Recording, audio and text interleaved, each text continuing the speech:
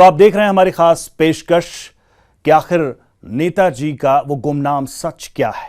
गुमनामी बाबा के संदूक से जो चीजें मिली हैं, उन्होंने बहुत सारे सवाल खड़े किए हैं और ये सवाल अनुज धर ने भी अपनी किताबों में, अपने रिसर्च में लगातार उठाया है। अनुज धर, जिन्होंने नेताजी पर लंबे समय से रिसर्च किया है और किताबें लिखी हैं और जो लेखक हैं, और उन्होंने कई सारे दावे अपनी किताबों में लगातार किया है और हर बार जब सुभाष चंद्र बोस और गुमनामी बाबा का जिक्र आता है तो अनुज धर का भी जिक्र आता ही है। हमारे साथ इस वक्त वो खुद जुड़े हुए हैं, बात करेंगे उनसे। अनुज, स्वागत है आपका ईटीवी में। अनुज, सुन पा रहे हैं आप? हाँ जी, नमस्कार, धन्यवाद। जो सवाल हम सब के जहन में उठा है कि गुमनामी बाबा क्या सुभाष चंद्र बोस थे, क्या गुमनामी बाबा ही नेताजी थे? अब चूंकि संदूकें खुली हैं तो ऐसी चीजें मिली हैं जिससे शायद ये स्टैब्लिश किया जा सके। आपने जो भी रिसर्च किया और आपकी किताबों में भी हमने ये देखा कि गुमनामी बाबा के दावे को बिल्कुल खारिज नहीं किया है आपने भी। तो क्या आपके दावे सही साबित होते जा रहे हैं, आपको लगता है? अब जहाँ तक मेरे दावों का सवाल है, मैं पत्रकार रह चुका हूँ, तो मैंने तो अपना पिछले 15 साल से बात को ठोक करके बोला कि वही सुभाष बाबू थे। लेकिन ये कि मेरी बात ना मानीजिए, आप इंक्वायरी करवाएं। और हमने इसी बात को लेकर के नेताजी के फैमिली के कुछ लोग और हम लोग मुख्यमंत्री अखिलेश यादव जी से मिले थे। थोड़े दिन पहले हमसे उनसे मुलाकात की और ये जो कुछ आज अभी प्रदेश में हो रहा है और जिसकी चर्चा पूरे देश में और अब तो फॉरेन में जा रही है, उसका कारण दो चीजें हैं। एक तो ऑफकोर्स अखिलेश यादव जी, उनका इसमें पर्सनल इंटरेस्ट है, और दूसरा ये कि इलाहाबाद हाई कोर्ट ने एक जजमेंट दिया है 2013 में। नेताजी की भतीजी ललिता बोस ने वो केस लगाया था पहले, उसके बाद शक्ति सिंह, जो जिस मकान में उनकी कहते हैं डेथ हुई है, वहां पे उन्होंने केस को फिर से जिंदा करा। तो ये एक हाई कोर्ट का वर्डिक्ट नेताजी की फैमिली को मिला करके और हम लोग रिसर्चर जो लगे हुए हैं उसके निचोड़ जो ये जो निकल के आ रहा है कि साहब आप पूरे देश में गूंज उठ रही है। अभी तक जो सामान निकल के आया है, अगर आप मुझसे पूछेंगे, सबसे इम्पोर्टेंट चीज उसके अंदर वो जो पत्राचार वहां पर है। कुछ ऐसे लोग जिनका सुभाष बोस से 10-20 साल का पुराना उनका नाता था। हम जब नेताजी की बात करते हैं तो हम समझते हैं कि वो सिर्फ आईएनए में जो उनका टाइम था, बस वही वो टाइम था। सुभाष चंद्र बोस आईएनए के कमांडर सिर्फ जिंदगी में 3-4 साल रहे। उससे पहले उनकी बहुत बड़ी पारी थी यहाँ फ्रीडम स्ट्रगल में। वो लोग जो उनसे 10-20-30 सालों से जुड़े हुए थे, चुपचाप से इनको चिट्ठी लिखा करते थे। मुझे समझ में नहीं आ रहा, जो लोग जिंदा है, मैं उनको जानता हूँ 15 साल से, कि झूठ बोलने का मोटिव कोई नहीं है। और इसके अलावा और भी बहुत से, लेकिन मेरा मानना है जो पत्रावली जो वहां से मिली है वो अब सबसे बड़ा एविडेंस है, ना कि ये जो ऑब्जेक्ट्स जो दिखाए जा रहे हैं, दूरबीन वगैरह, ये सब 1960 के दशक में उन्होंने ली थी। लेकिन जो पत्र जब वो निकलेंगे, उनका जो एनालिसिस होगा और जिन जिन के नाम निकल के आएंगे, वहां से मेरे को लगता है कि लोगों को थोड़ा ज्यादा समझ में आएगा। जी, शक्ति सिंह का आपने जिक्र किया, जो राम भवन के संरक्षक भी हैं, वो भी हमारे साथ जुड़े हुए हैं। शक्ति सिंह जी, स्वागत है आपका ईटीवी में। क्या आप अब दावे से कहेंगे कि दरअसल गुमनामी बाबा ही नेताजी थे? देखिए, मेरी लड़ाई इसी बात को लेकर चल रही है कि गुमनामी बाबा कौन थे। ये बात कोर्ट के आदेश के बाद अब तय हो जानी चाहिए जी। हम लोग उसी का इंतजार कर रहे हैं कि ये जो सामानों की शिफ्टिंग शुरू हो चुकी है, इसके बाद अब कोर्ट का जो आखिरी आदेश है उसके अनुपालन कब शुरू होता है।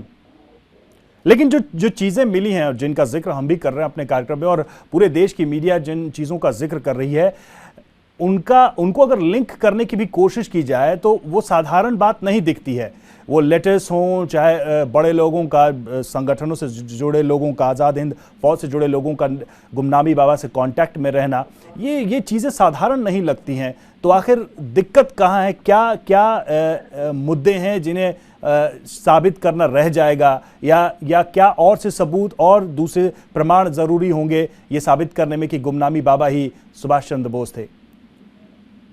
देखिए, सारे सबूत आपके सामने आ चुके हैं। अब कोई चीज ऐसी नहीं है जो सबूत के अभाव में आप जिसको साबित ना कर सकें। जिस तरह से सामान यहाँ निकले हैं, खैर ये सारे सामान वही सामान है जो हमारे घर से एक बार आज से 30-35 साल पहले लाए गए थे। वो सामान दोबारा आज निकले हैं, उनको मैं देख रहा हूँ। और आप इसका अंदाज लगाइए, जो भी व्यक्ति यहाँ रहता था, वो राष्ट्रीय स्वयंसेवक संघ के दो प्रमुख लोग जो सरसंघ चालक कहे जाते हैं, दो सरसंघ चालकों से सीधा संपर्क जिस व्यक्ति का हो, क्या वो साधारण व्यक्ति हो सकता है? ये अपने आप में बहुत बिल्कुल ये सवाल उठ रहे हैं। अनुज धर हमारे साथ जुड़े हुए हैं। अनुज, आप तो लंबे समय से इस पर लिखते रहे हैं, शोध करते रहे हैं, अलग अलग लोगों से भी मिलते रहे हैं, बहुत रिसर्च किया आपने। ये पूरी अगर स्टोरी, अगर इसे लिंक करके हम देख भी लें, सुभाष चंद्र बोस की मौत की खबर से लेकर गुमनामी बाबा से जुड़ी चीज़ों के सामने आने तक की ये कहानी अगर एक सूत्र में बांधते हैं तो आप क्या देखते हैं? क्या कोई बड़ी कॉन्स्पिरेसी दिखती है आपको? देखिए, कहानी बिल्कुल एक सूत्र में बनती है, लेकिन उसको समझाने का समय मेरे को लगता नहीं बाइट देके टीवी में होगा। बिल्कुल एक एक उन्होंने हिसाब किताब दिया था कि प्लेन क्रैश नहीं हुआ था, वो रूस में चले गए थे, रूस में वो साइबेरिया में थे, उसके बारे में उन्होंने डिटेल दी है, उसके बाद में वो चाइना में थे। अभी जो वेस्ट बंगाल गवर्नमेंट में जो फाइलें डिक्लासिफाई हुई है, खासकर इंटेलिजेंस की, उसमें वो चाइनीज एंगल निकल करके आ रहा है, और ये चाइनीज एंगल सिर्फ फैजाबाद का एंगल है, कोई और आदमी चाइना की बात नहीं करता है। उसके अलावा मैं आपको बताना चाहूंगा, ये मुद्दा अगर आप मुझसे पूछेंगे, ये इंटेलिजेंस का मुद्दा है। इसके जब तक ये कोई आयोग नहीं बैठेगा जिसकी हम लोग बात कर रहे हैं, जब तक हम लोग लेकिन इस पे जो 3 आयोग बैठे हैं, इसमें जो 2 आयोग पहले के थे, चाहे शहनवाज कमेटी की बात कर लें या दूसरे, उसमें आपको ये समझना पड़ेगा कि देश में किसका राज चलता था पहले, कौन पार्टी पावर में थी, वो कौन लोग थे जिन लोगों ने सुभाष चंद्र बोस को यहाँ से निकाल दिया था, उन लोगों की पार्टी थी। जो पहला जो आयोग की बात कर रहे हैं, कमेटी जो बैठी थी, शहनवाज कमेटी, वो इंसान 1 साल मेरे ख्याल से INA में था, उसके बाद पूरी जिंदगी वो कांग्रेस पार्टी में रहा है। दूसरा जो GD खोसला का नाम लेते हैं कि उसने आयोग बनाया था, वो नेहरू चाचा का दोस्त था, वो इंदिरा गांधी नहीं, तो इसकी पॉसिबल वजह, इसके पॉसिबल रीजंस क्या हो सकते हैं? मतलब किसको फायदा मिलना था इस कहानी से? मैं आपको एज ए पत्रकार बताता हूं, मैं पहले पत्रकार चुका, मुझे स्पेसिफिकली पिछले 15 सालों में मैंने प्रधानमंत्री से लेकर के, मैंने IB के डायरेक्टर से लेकर के, रॉ के फॉर्मर चीफ से लेकर के दुनिया भर के लोगों से बातचीत की।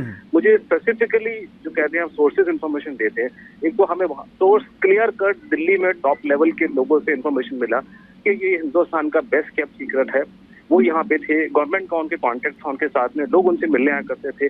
मुझे उम्मीद है कि थोड़े दिन और आप लोग मीडिया वाले अगर हमको सहयोग करेंगे, खासकर यूपी में, आपके रिटायर्ड पुलिस के, इंटेलिजेंस के और मंत्रीगण निकल के खुद इस बात को एडमिट करेंगे वो यहाँ पे थे।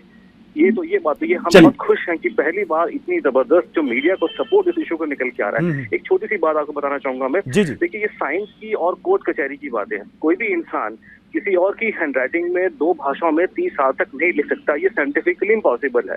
ये जो जहां पे जो पत्र मिले हैं, जो शक्ति जी आपको बता रहे हैं, उनमें जो गुमनामी बाबा की जो हैंडराइटिंग है इंग्लिश में और बांग्ला में, क्योंकि नेताजी का हिंदी की हैंडराइटिंग हमको अवेलेबल नहीं है तो हम वो मिला नहीं सकते थे, लेकिन सुभाष चंद्र बोस की बांग्ला की और इंग्लिश की हैंडराइटिंग इस आदमी से उन मैच करी कि 30 साल के जो सैंपल मैच किए गए थे वो मैच कर गए, और करने वाला भी हिंदुस्तान का नंबर 1 एक्सपर्ट। तो ये किसी भी कोर्ट में, आप हिंदुस्तान छोड़िए, ये तो अमेरिका में आप जाएंगे, वहां भी कोर्ट वाले इस बात को देख के मना नहीं करेंगे, इसमें कुछ न कुछ है।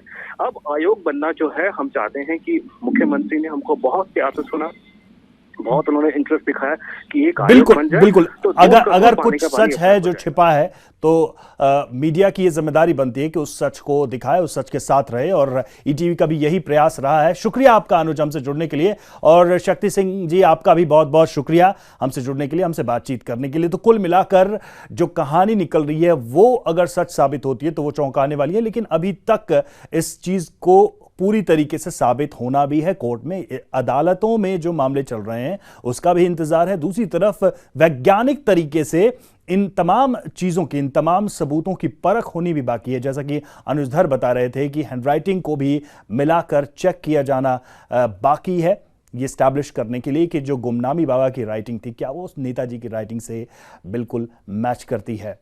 तो ये तमाम सवाल हैं जिनका जवाब मिलना अभी बाकी है। और KB शुक्ला हमारे संवाददाता भी जो लगातार इस खबर पर नजर बनाए हुए हैं फैजाबाद से बड़ी खबर उन्होंने भेजी है कि गुमनामी बाबा के सामान की जांच का आज आखिरी दिन है, और गोल्ड फ्रेम के 5 चश्मे मिले हैं, कुछ और फैमिली फोटोज भी मिली हैं। आजाद हिंद फौज के कमांडर पवित्र मोहन राय की भी तस्वीर मिली है। गुमनामी बाबा के सामान में दर्जनों की संख्या में पत्र भी मिले हैं। तो ये और अपडेट हमें मिल रही है फैजाबाद से। तो सवाल यह है कि आज आखिरी दिन था और 26 संदूकों को खोलकर यह सामान अब दुनिया के सामने रख दिया गया है। अब इनकी सिलसिलेवार तरीके से जांच होगी। देखना होगा कि ये जो चीजें हैं आखिर गुमनामी बाबा के पास पहुंची कैसे। अगर गुमनामी बाबा का कोई कनेक्शन, कोई भी संबंध सुभाष चंद्र बोस से नहीं था तो ये सामान गुमनामी बाबा के पास क्या कर रहे थे। हमारे साथ KB शुक्ला संवाददाता हमारे साथ जुड़ चुके हैं। KB, सारा सामान अब तो सामने आ गया है और सारी चीजें भी सामने हैं मीडिया के, दुनिया के, लेकिन जो चीजें निकल के आई हैं वो एक बाबा, एक साधु के पास होना क्या हैरान नहीं करता? जी बिल्कुल, आप बिल्कुल सही कह रहे हैं कि ये जो सामान मिले हैं, चाहे वो जर्मनी की दूरबीन हो या फिर टाइपराइटर हो या फिर आज जो चश्मे गोल्ड फ्रेम के मिले हैं, ये बहुत कुछ इशारा करते हैं इस तरफ की ये साधारण पुरुष नहीं थे, कोई संत या कोई ऐसे ये व्यक्ति नहीं थे, जरूर कोई महापुरुष थे ये जिनकी तरफ इशारा करता है। हो भी सकता है कि नेताजी सुभाष चंद्र बोस से जो सामान मिलान कर रहे हैं, हालांकि जांच का विषय है, अभी इनकी जांच चल रही है, बहुत सामान अभी मिलने बाकी हैं। इनके जो पवित्र मोहन राय के बहुत से पत्र मिले हैं, इनकी फोटो मिली है, नेताजी की जो फैमिली फोटो है वो मिली है। ये सब जरूर कुछ न कुछ इस तरह इशारा करते हैं, इनका संबंध या तो नेताजी से रहा है या फिर नेताजी के रूप में यहाँ रहे हैं। जी, हम शक्ति सिंह से बात कर रहे थे थोड़ी देर पहले, उन्होंने कहा कि अब ये सारी चीजें कोर्ट में जानी है, इलाहाबाद हाई कोर्ट में जानी है और वहां ये फैसला होना है अंतिम तौर पर कि वाकई में जो गुमनामी बाबा को लेकर जो दावे किए जा रहे हैं वो सच हैं या नहीं। इन चीजों के मिलने के बाद क्या लगता है कि ये पक्ष और ज्यादा मजबूत होता है जो गुमनामी बाबा के दावे से जुड़ा हुआ है? जी बिल्कुल सही कह रहे हैं कि जिस तरह से ये सामान मिले हैं, अभी हाई कोर्ट भी जो इसमें इन्वॉल्व है या इन्होंने भी याचिका दाखिल कर रखी है शक्ति सिंह ने, तो ये फैसले का भी विषय है कि किस तरह फैसला जाता है। हालांकि अभी बहुत से ऐसे सामान है जो मिस हैं, उसको भी प्रयास जारी है कि सामान कहाँ गए होंगे ये। तो अभी जैसे वो आईने की वर्दी इनके पास थी लेकिन अभी वो मिसिंग है, वो नहीं मिल रही है। इनके जो पिस्टल थे वो नहीं मिल रहे हैं, कुछ सामान ऐसे जो मिसिंग है। हालांकि अभी जो सामान है जब ये हाई कोर्ट में जाएंगे, इनको दिखाए जाएंगे तो ये बिल्कुल पुख्ता सबूत के रूप में ये माना जाएगा। जी बिल्कुल बिल्कुल बिल्कुल, ये सवाल है और इसके साथ ही बहुत सारे दूसरे भी सवाल हैं।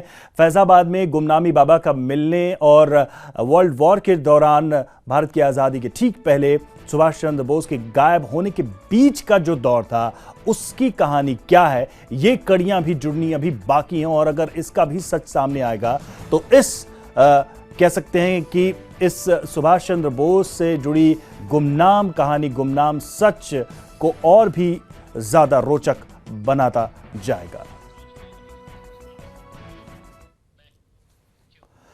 फिलहाल हमारी खास पेशकश में आज इतना ही।